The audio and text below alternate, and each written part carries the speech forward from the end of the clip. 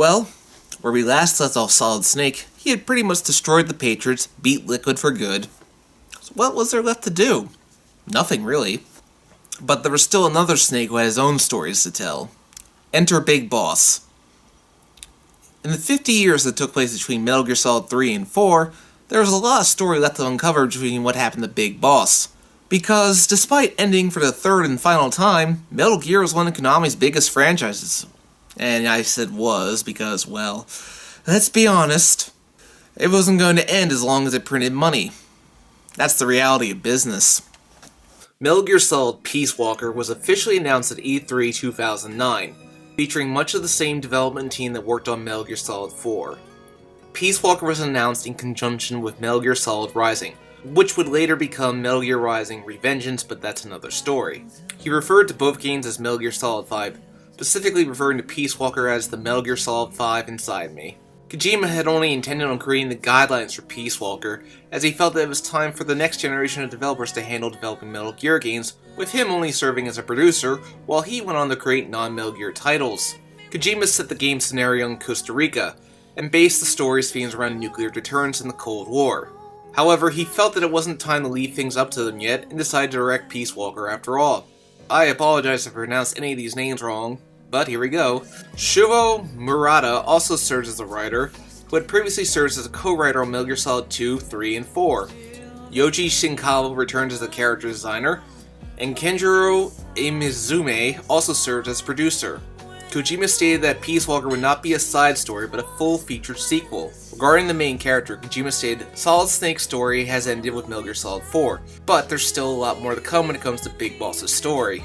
The Cold War was a time where people, neither good nor evil, were manipulated by various factors, and they became good or evil. The same goes for Liquid Snake, and we'll get to see just what happened to him. Though these plans of Liquid's character wouldn't come to fruition until the release of Metal Gear Solid 5, The Phantom Pain. Peace Walker also used guest artist Ashley Wood to illustrate the game's comic book style cutscenes. Wood had previously worked on the Metal Gear franchise in 2006 Metal Gear Solid Portable Ops. The game's score was composed by Nobuko Tada, taking over from longtime Metal Gear Solid composer Harry Gregson Williams. Donna Burke performed the song Heaven's Divide. Voice acting wise, David Hayter returns to reprise his role as Big Boss. It also features Steve Bloom and Tara Strong as Zadornov and Paz, respectively, creating an interesting parallel to when they performed similar roles in Metal Gear Solid Portable Ops. Peace Walker received very positive reviews. On game rankings, its average score is that of 88.75%. However, this did not necessarily transition to strong sales. Peace Walker sold very poorly outside of Japan, selling only 52,000 physical UMD copies within its first week in America. Peace Walker has sold over 2 million copies worldwide, with almost 1 million of those coming from Japan. Over a year later, Peace Walker was included in the Metal Gear Solid HD collection, alongside Metal Gear Solid 2 and 3. Taking place in 1974, 10 years after the events of Snake Eater, Big Boss, aka Naked Snake, has since left the US to establish the Militaires Sans Frontières, or MSF for short, and stationed his troops near Colombia. Kazuhira Miller approaches Snake with two clients, Roman Galvez Mena, a distinguished scholar, and his student Paz. Galvez wishes for MSF's help in driving out an invading enemy force and rescuing Paz's friend. Though Snake is reluctant, he relents when the voice he hears on the cassette tape is that of the boss. Seeking confirmation of nukes, Snake makes his way to Costa Rica, where he meets up with the local Sandinista guerrillas led by Amanda and her little brother Chico, who join MSF after Snake rescues them. Snake makes his way further through Costa Rica, attempting to locate the nukes, when he comes across Hot Coleman and Huey Emmerich, arguing over the uses of a nuclear warhead on Huey's creation. Coleman shoves Huey down the stairs, and after a boss battle with the Pupa, Huey tells Snake of the Peace Walker project, which has the nuke Snake has been pursuing. The Peace Walker project was designed as an automated, fail-deadly nuclear launch system, self-shielded from radar and satellites to evade any preemptive strike. Its purpose was to launch a retaliatory strike at an appropriate target without human input in the event of a nuclear attack, overcoming the inherent uncertainty of human decision-making. Huey suggests that Snake find Dr. Strangelove, who created the Malapod for the AI. So Snake makes his way to the AI facility where he comes across a girl named Cecile, believing her to be Paz's friend. Snake sends her to Mother Base and encounters Dr. Strangelove, who has a great deal of resentment towards Snake due to his assassination of the boss, a woman she loved. Strangelove has attempted to bring the boss back in the form of an AI who calls out the Snake upon impact. Snake is unable to destroy the AI, and he passes out. After a boss battle with the Chrysalis, Snake makes his way to Quarry. Snake engages the cocoon weapon in battle. After that, he sneaks into the facility and again confronts the boss's AI, which he is prepared to destroy. Snake is captured by Coldman's forces, and he is tortured by Strangelove for information on the boss's death. Snake's refusal to talk gives Strangelove the answers she needs. Snake escapes and discovers that Coldman has captured Paz. Snake encounters Peace Walker and confronts it, but is unable to destroy it. Getting on the boss's horse, Snake chases after Peace Walker. Unfortunately, the old horse is unable to keep up for long, and Snake is forced to shoot it dead. Coldman makes his plans to launch the nuke on the same day as the US-Soviet SALT II talks are beginning. With that, Snake confronts Coldman, who has sent the false data of the nuclear strikes to the United States. At that point, Galvez shows up, but it's not what it seems. It turns out he's really Vladimir Adranovich Zadornov, and has been league with Coldman the entire time. Zadornov forces Paz to shoot Coldman, and aims the missile at Cuba. At which point Amanda leads her men into saving the day, and they cheer for Snake. Big boss! Big boss! Big boss! Big boss! Big boss! Big boss! Big boss! Big. However, all is not quite wrapped up, as Snake still has to destroy the boss's AI. However, Coldman is able to activate the nuke to Peace Walker before dying. Why somebody didn't just take his computer away or even stop him while he was typing, I will never understand. Snake tries to stop Peace Walker, but to no avail. He tries to contact the Pentagon to keep them from firing a retaliatory strike, but while this seems to work at first, other members are not convinced, and just when all seems lost, Peace Walker steps into the ocean and drowns itself, the boss's AI influencing it to do so. Like he did 10 years ago, Snake takes one final salute and tosses his bandana into the ocean. Even though he continues to wear it after this scene, gameplay and story integration I suppose, Snake then declares that the boss betrayed him by putting down her gun, and that he won't follow the same path as her, and from that point on, he decides to be called Big Boss. However, it's not quite over yet. Strangelove joins Mother Base, and she and Huey begin working on Metal Gear Zeke, Mother Base's own weapon. Zadornov manages to break out of the cell he's in several times. This gets really repetitive real quickly. But after Snake finally kills Zadornov, Paz takes control of Metal Gear Zeke. It turns out Paz is really a triple agent working for Cypher, which is another name for Zero. After a fight with Metal Gear Zeke, Paz falls into the ocean, and Miller reveals that he knew all along that Paz and Zadornov weren't who they said they Guilty were, as charged. but says that they needed them to Paz expand wasn't just NSF. CIA, Snake you then know. declares they will She build was a working nation for the KGB themselves. too. Outer heaven. And We will sometimes have to sell ourselves and services. If the times demand it, we'll be revolutionaries, criminals, terrorists. And yes, we may all be headed straight to hell. But what better place for us than this? It is our only home, our heaven, and our hell. This is utter heaven. Big Boss in this game feels like a natural progression of his character development from Snake Eater. He is still haunted by the boss's death, and he doesn't feel as though he surpassed her yet, hence why he continues to go by Snake. He doesn't know what the boss's goal was.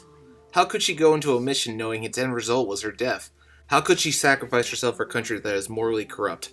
The boss constantly told him, "What's it going to be? Loyalty to your country or loyalty to me?" Eventually he comes to terms with the boss's demise, and in keeping in line with how Guns of the Patriot said that both Big Boss and Zero misinterpreted the boss's will, and we see that here. He believes she betrayed everything she stood for as a soldier, and thus he won't follow her path. At the end, we see him take his first step in becoming the antagonist we see in the original Metal Gear games. But then the upcoming Metal Gear Solid 5 had to flesh it out. There's also an interesting parallel to Solid Snake that I noticed when it comes to influencing people who are feeling low. Here, Big Boss is telling Chico to abandon his life and take up a new one as a soldier for Big Boss. In context, Big Boss is giving this lost kid a chance at a new life, but is he really giving him a choice? As he says, "Give that life to me." Or else in Sons of Liberty, when Raiden is having an existential crisis, Snake tells him that he should live for himself, find something to believe in, and pass it on to the future. He also doesn't let Raiden follow his path, telling him that he has other things to take care of. Big Boss fights because he wants to create a world where there will always be war, and has a fatalist outlook on life. Solid Snake fights for a better future that won't rely on war. Todd Coldman is a real piece of work. Coldman is comparable to Vulcan in that all he wants is power. He's not someone fighting against his fate like Liquid, and he's not someone like Solidus who's trying to free the world from the control of the Patriots. In the end, he's just a madman. He's also the one who planned Operation Snake Eater. For what it's worth, there were hints in Portable Ops that suggested Vulcan didn't fire the nuke of his own accord, but here we get confirmation that Coleman was the one who ordered it. Essentially, Coleman is responsible for the series' overarching plot.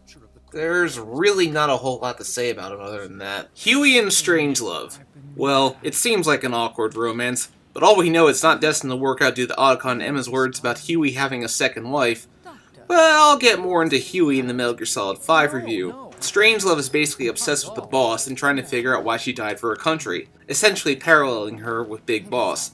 But she comes to terms with it after seeing Peace Walker sacrifice himself into the ocean. The bosses of the game are essentially all mechs. I imagine that after the Beauty and the Beast Corps, which is essentially an anagram of every previous boss up to that point, the staff was probably feeling a bit burned out of creating new and interesting boss characters. So it doesn't really try to top them. It works though, as each mech feels unique. The Pupa is fast like the Shagohod, the Chrysalex flies, the Queen's big and slow, Peace Walker is essentially a boss battle. Metal Gear's defining boss characters will always be Metal Gear Solid 1. Metal Gear Solid 2 and 3 tried their own boss battles with varying gimmicks to differing effect, and the Beauty and the Beast unit was an attempt to blend the previous bosses together, as I stated earlier. The theme of Metal Gear Solid Peace Walker is, well, peace. It doesn't tie into the overall Metal Gear theme of identity that much, but it works fine as a theme in its own game. There's really not much to say about it other than that. Control-wise, you have two options, shooter and action mode. I mostly use shooter mode though, as it plays like Metal Gear Solid 4. Most notable in that Snake cannot move or fire while laying down, which is odd as it removes a major feature of Metal Gear gameplay. Though Snake's crotch walking from MGS4 returns to make up for this. The area Snake visits aren't open to much need for crawling. It's also made far easier to knock out guards with a tranquilizer dart to the head. CQC has also been upgraded as you can now take out multiple enemies just pressing a button, so combat feels fluid. The core design of Peace Walker is taking this aspect of Mother Base and expanding it. Knocking out guards and using full-time recovery. It's a fairly easy process. Knocking out guards is easy, and while attaching a parachute to send them into the air is silly in concept, it makes for a far less tedious process of recruiting soldiers than, say, dragging them to a truck like in Portable Ops. You'll have to assign your recruits to different sections of Mother Base: combat, R&D, mess hall, medical, and intel. By all means focus on updating the R&D team because it's how you get stronger weapons, and you're definitely going to need a few of those rocket launchers for the boss battles. With your combat unit, any tanks or helicopters you acquire can be used on Outer Ops. It's just a way to expand Mother Base and put your combat unit to use. One thing that's always come across as annoying is that throughout the game, Mother Base is shown to be expanding, but your total cap for soldiers never increases as Mother Base expands. It's just annoying. The extra chapter with the sporadic doorknob missions essentially serve as an excuse to try the side ops in case you're like me and you breeze through the main ops. They mainly range from retrieving secret documents, rescuing prisoners, or even playing Ponyo. They're fun little distractions. Overall, Peace Walker is a portable game, so it was meant to be played in short bursts. Portable Ops may have laid a groundwork for Peace Walker to build on, but Peace Walker completely blows Portable Ops out of the water. It continues the saga of Big Boss, and the gameplay was an upgrade in every way. But this was only the pseudo Metal Gear Solid 5. It's time for the real one, and this is what the whole marathon has been leading up to. Join me next time. I'll be reviewing Metal Gear Solid 5 Ground Zeroes and the Phantom Pain. Thanks for watching, and take care. When heavens divide, I will see the choices